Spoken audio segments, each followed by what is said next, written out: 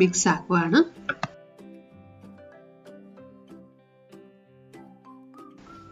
കുറേശ്ശെ വെള്ളം ഒഴിച്ചിട്ട് ഇതുപോലെ വെള്ളം കൂടി പോകാതെ കുറച്ച് കട്ടിയിൽ ഒന്ന് കുഴച്ചെടുക്കാം. നമുക്കിത് മാറ്റി വയ്ക്കാം. ഇനി നമുക്ക് സ്റ്റഫിംഗ് ഒന്ന് തയ്യാറാക്കാം. ഒരു പാൻ ഗ്യാസിൽ വെച്ചിരിക്കുകയാണ്. അത് ചൂടാകുമ്പോഴേക്കും ഇതിലേക്ക് അരമുറി തേങ്ങ നമുക്ക് ചിരകിയത് ഇട്ട് കൊടുക്കാം.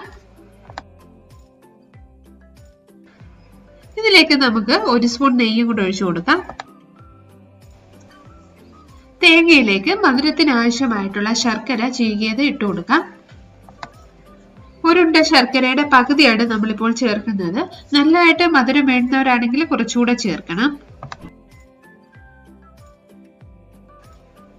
ഇതധികം അഴുക്കില്ലാത്ത ശർക്കര ആയതുകൊണ്ട് ഡയറക്റ്റ് അങ്ങ് ഇട്ട് കൊടുക്കുവാണ്.